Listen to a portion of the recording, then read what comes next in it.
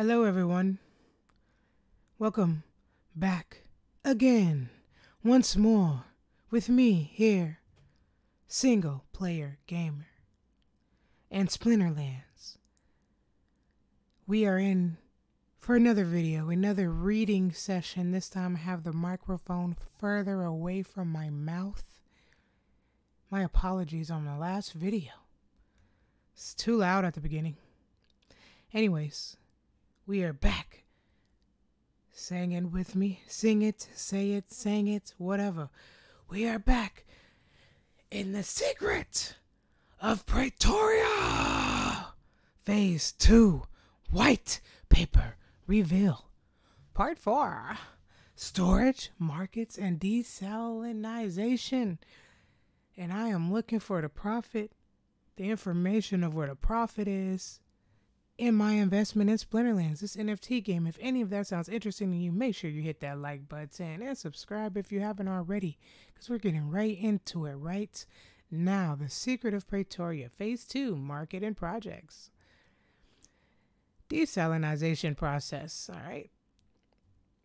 Each region of the continent of Praetoria contains critical infrastructure that aids with the production, storage, and movement of resources within that region. The taxes and fees that are collected from resource production and other activities that take place within each region go towards maintaining that infrastructure. However, maintaining the infrastructure is particularly difficult due to the highly salt content present in the soil and waters of the continent.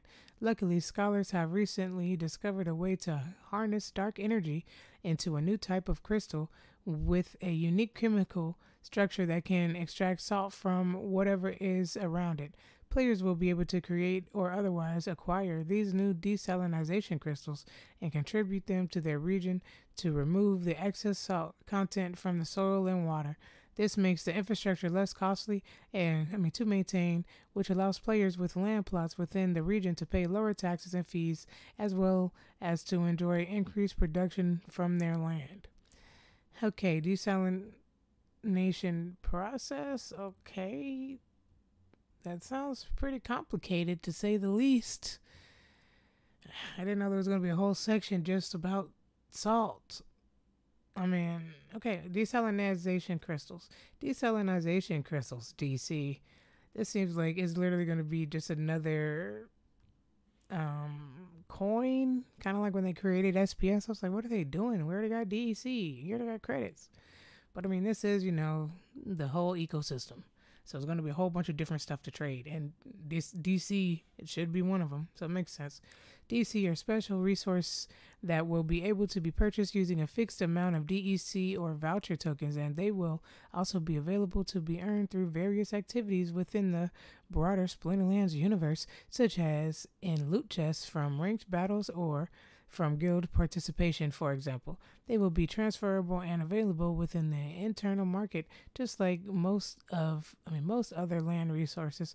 The exact details around the cost of DC and the methods for earning them in the game are still TBD. Desalinization crystals can be used to reduce salinization rate SR in a particular region.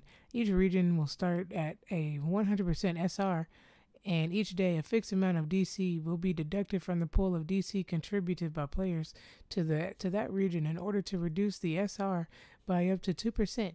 If there is no more DC in the pool, then the SR will increase at a rate of 5% per day until it reaches 100%, or until players contribute more DC to the region. Once the SR in a region hits 0%, it cannot drop any lower. However, the same amount of DC will need to be expended from the pool each day in order to maintain the 0 SR. You want to talk about complicated? What? I don't know. Let's keep going. This doesn't seem exciting to me. I don't know what they're talking about. It seems like I'm going to try to hoard desalinization crystals so I don't have to pay so much tax, but this is a group effort? What? Taxes are here. I don't know. Why have taxes if why would I don't know, if hopefully the DC is free. I don't know. I guess we create salt. I forgot. I'd have to go back and listen. This is complicated. We get the salt. Either way, oh gosh. Okay. Benefits. Okay, let's. What are the benefits? What are we doing here? For why? For why? Splinterlands. Benefits. In order to contribute DC to a region's infrastructure projects, okay, a player must own or be renting at least one plot in that region. All players owning or renting land in a particular region will receive the following benefits, which will be inversely proportional to the salinization rate in the region. These are the benefits. Reduced tax rate from 15% down to 7.5 at 0 to 50% reduction. Reduced market swap fees. Reduced storage rental cost. I can't believe. Why does the land cost this? Cost a lot. Production boost. Okay, production boost. The boost or reduction percentages are linear based on the SR in the region. So, for example, a region that is at 50% SR will have a tax rate of 11.25%, a market swap fee of 7.5%, a 25% reduction in the storage rental costs, and a 25% boost to all plots. Ooh. Note that the production boost benefit will work similarly to other production boosts such as those from titles, totems, and Rooney. Salt. The desalinization process produces salt as a byproduct, which will be represented in-game as salt tokens. Oh, see, I just said we was going to have salt tokens. They introducing another token. This is the first token term I've heard in a minute. But, like, are Helio stones going to be a token, or is, like, salt just some kind of special token? Like DEC was and SPS is supposed to be in the voucher. But I mean, I guess that's, again, like, is it just all going to be even more? That's cool. I'm excited for that if it's all more. Hope it just, I don't know what's going on there. There will be a maximum fixed amount of salt tokens available to be extracted from each region every day, and the amount that is actually extracted will be determined by whether or not there are enough desalinization crystals available in that region. If the maximum daily amount of DC are available in the region for a day, allowing the SR to drop by 2% or be maintained at 0, then the maximum amount of salt will be extracted from that region that day. Otherwise, proportionately less salt will be extracted, or none if there is no DC available for the region. The salt tokens will be distributed to all players who have contributed DC to the region over the past 30 days in proportion to the amount they have contributed compared to the total amount contributed by all players in that region over a period of time. Alright, so they're going to be airdropping salt to workers. They're dropping salt for DC. What about SPS? Is salt going to be more important than mining SPS? We need some value to SPS. I don't know why I don't know.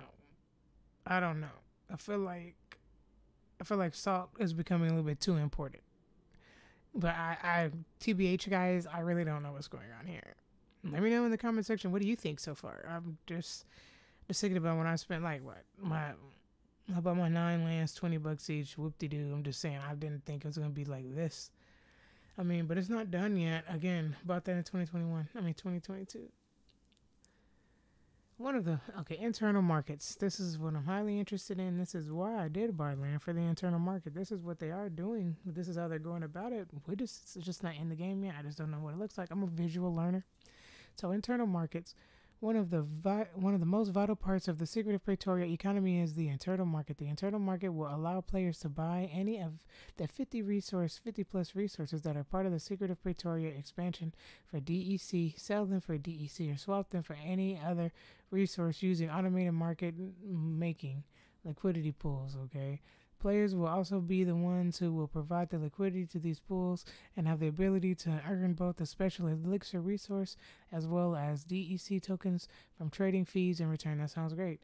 One interesting thing to note is that providing liquidity on the internal markets will be one of the only ways that players will be able to directly earn DEC tokens in the entire game. What about by playing games? One of the only ways. Okay. Either way, I was planning on selling items for DEC, like wood. I don't know. This is very complicated. I could just sell wood for DEC, but nah, I don't know what's going on. The economy is intended to be set up in such a way that most players, even those with significant land holdings, will not be able to produce all of the different resources that they need by themselves and will need to trade for them on the internal market. This should lead to high trading volumes, which will provide significant fees to liquidity providers and encourage lots of resources and DEC to be allocated to the liquidity pools. Each of the resources will have a single pool paired with DEC in the internal market. When players want to swap one resource for another, they can submit a single seamless blockchain transaction which will swap the first resource for DEC and then swap the DEC for the second resource. They can also sell a resource for DEC or buy a specific resource with DEC. Okay, and that's some stuff I was going to do. Look how much more we got. This is a long one right here. All right, well, interesting. Swap fees. There is initially more fees.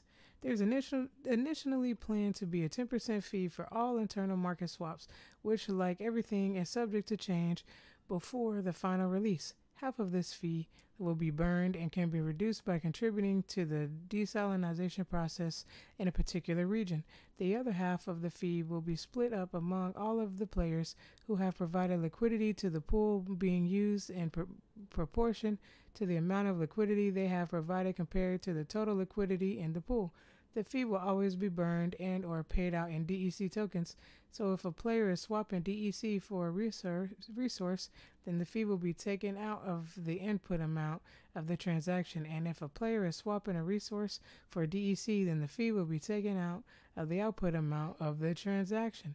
When making a swap that goes between two separate liquidity pools, swapping one resource for another, half of the fee will go to the first pool and the other half will go to the second pool. When selling a resource for DEC, the full fee will still need to be paid, even though only one pool is being utilized, and the entire fee will go to that pool. When purchasing a resource for DEC, only half of the normal fee for the region will need to be paid, which will also go to the pool being utilized. This will help encourage players to put DEC into land rather than taking it out. Okay. Encourage players to make profit, please, instead of staking. Some players may note that 10% of is quite high for a swap fee as compared to other AMM platforms. However, this is very different than a typical DeFi token swap pool, as we are trying to model the secret of Praetoria expansion loosely off of what a real-life physical economy might look like in Praetoria. Swapping resources involves things like labor, transportation costs, etc., which are all part of the fee. As mentioned above, these costs can be reduced by as much as 50% by improving the infrastructure in the region. Providing liquidity. Players will be able to provide liquidity to a particular pool from a particular region by staking an equal dollar amount of a specific resource and DEC tokens into the pool. Please keep in mind that the player will need to have enough storage space in the region for that resource for the entire time that they have it staked in the liquidity pool. Okay, so you have to buy storage in order to stake stuff. So you're going to want to make profit off of after the storage purchase. Please see the storage section for more details on that. Players can remove liquidity from the pools at any time in full or partial amounts, at which point both the resource and the DEC tokens will become unlocked and be able to be transferred, sold, or otherwise used as normal. Please keep in mind that the amount of resources and DEC that you will have in the pool will vary over time as players trade back and forth between them. This means that when you withdraw liquidity from a pool, you will likely receive different amounts of resources and DEC than you put in. This is typically referred to as impermanent loss, and is something that we recommend players be familiar with before providing liquidity into the internal markets. Bruh. I am not. Why I said I wanted to read about profit. Literally, they have something in here about loss. Come on, man. Provide more money. Stake more money into our ecosystem. Okay, it's kind of getting a little bit old, Splinterlands, because I've already staked enough in this land that's taking a month to freaking open. Elixir, as mentioned in the special resource section, of the document. Elixir is a special resource that can only be earned by providing liquidity to one of the pools on the internal market. This provides additional incentives for players to provide liquidity on top of the DEC fees they will receive. Elixir is expected to be an essential resource within the land economy since it is required in order to combine ethicists and magical resources in a laboratory to produce elemental essence, which are in turn required for many essential processes, including producing elemental foods. The amount of elixir earned by liquidity providers will be based on by the total amount of DEC tokens they have locked up in liquidity pools at the time that liquidity was last added or removed by the current player from a particular pool. For example, if a player provides 1,000 DEC tokens of liquidity to a pool paired with the same value worth of another resource, then they will earn a specified amount of elixir tokens periodically in proportion to the 1,000 DEC they have added. The amount will stay the same even if the DEC portion of their liquidity positions increases or decreases as a result of swaps happening in the pool. If the player either adds or removes any amount of liquidity from the pool, then the DEC token amount used to calculate the player's elixir earnings will be updated at that time and apply going forward. Elixir earnings from liquidity positions can be claimed at any time and will need to claimed at least once every 7 days, or else any elixir earned from beyond 7 days will be lost. What? What? Players, what? Oh my gosh, I thought this land was going to be sit and go. Players will also need to own or rent storage space for their elixir in the region in which the liquidity was provided, or else it will be lost, burned as well. Please see the storage section. Oh man, for more details on that, storage is definitely going to cost.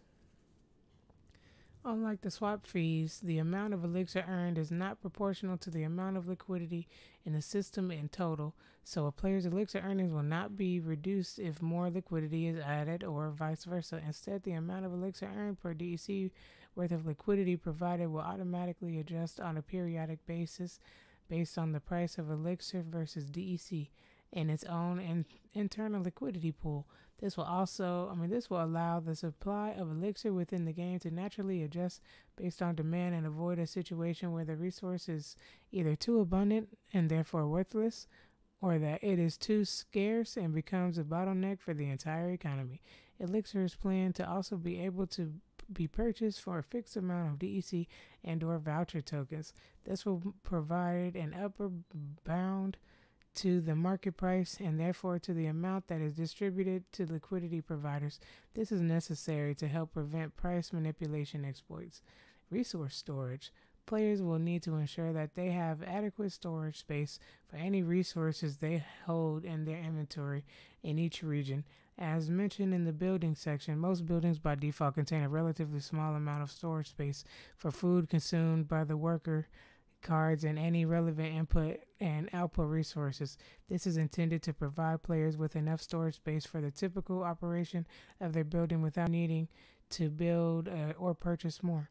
It is important to note that both storage space and resource inventory is handled per region for each player. This means that if one player has multiple mine buildings in a single region, then the ore storage available for that player in the region will be the sum of the storage space provided by each of that player's mines.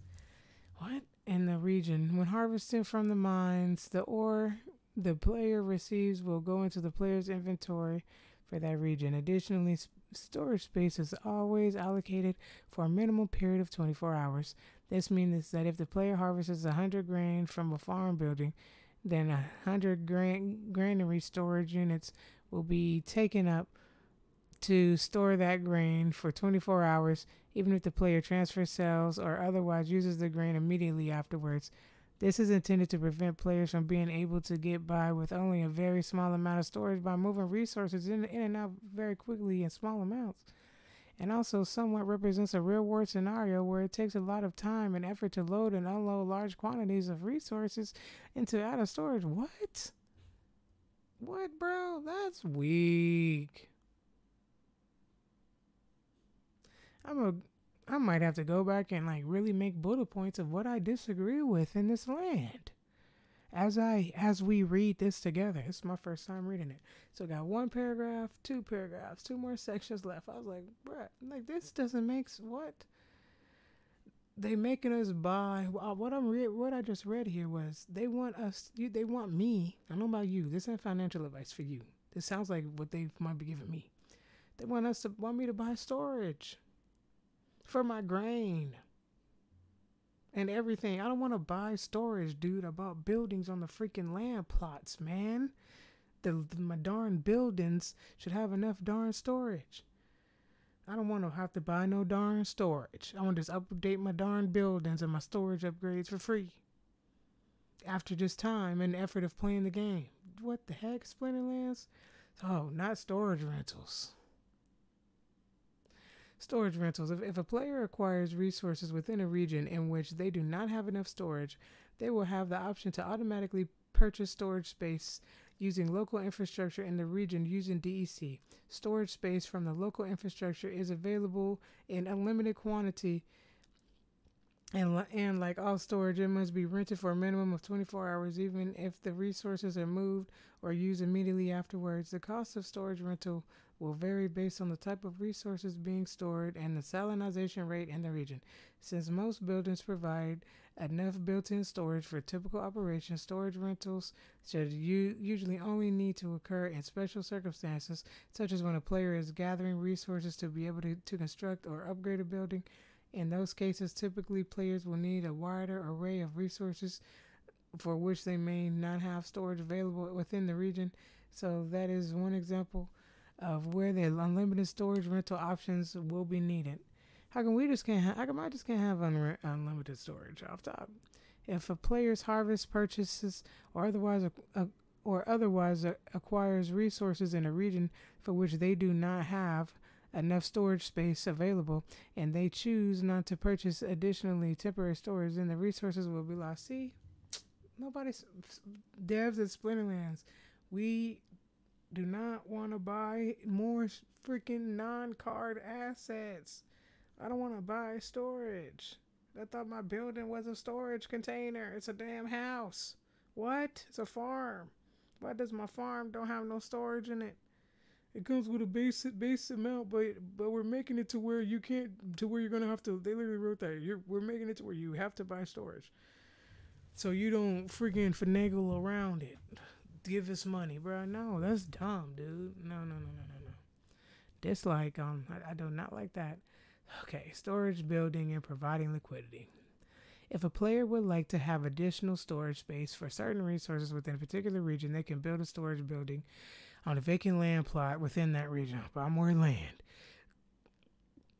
Please see the resource storage building section for more details on the specific storage buildings available and what resources they are able to store. The most common reason that players would require additional resource storage within a region is so that they can use those stored resources to provide liquidity to the local resource marketplace.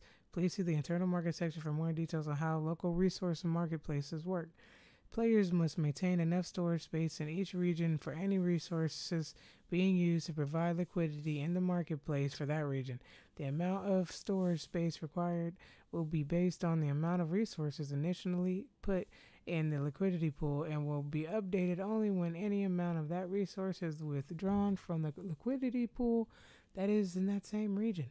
For example, if a player provides 1,000 Sparkstone into a liquidity pool, then 1,000 units of Sparkstone storage space will be used and no longer available in that region until the player removes some or all of their liquidity and then moves or uses the Sparkstone. The amount of Sparkstone in the liquidity pool may change as trading happens in the pool after the player initially provides liquidity, but as long as the player does not withdraw any liquidity, the amount of storage space used will not change. If the player withdraws Sparkstone liquidity in that region in any amount, then the amount of storage space used will be updated based on how much they now have in the liquidity pool. For example, if the player provides 1,000 Sparkstone initially to the pool, And after some trading, they end up with 1,500 Sparkstone in the pool. Then if they go to remove even one Sparkstone worth of liquidity from the pool, the storage requirements will update, and they will either need to have additional 500 Sparkstone storage available in the region, or they will need to rent temporarily, or they will lose 1/3 of their liquidity position in the pool due to inadequate storage. Look, who understood what I just said? On the other hand, if the initial 1,000 Sparkstone in the liquidity pool drops to 600 at the time the player does a withdrawal, then 400 Sparkstone storage will be freed up and become available within the region for that player. Okay, well, that is the Secret of Praetoria Phase 2 White Paper Reveal Part 4 Storage Markets and Desalinization. Yeah, it's getting a little bit salty out here. Make sure you hit that like button and subscribe to this channel if you haven't already. I appreciate all you guys. Thanks a lot for listening. I'll see you in the next video. Shout out to all my new subscribers. Thanks a lot for being here. Thanks a lot for watching, y'all. Peace out.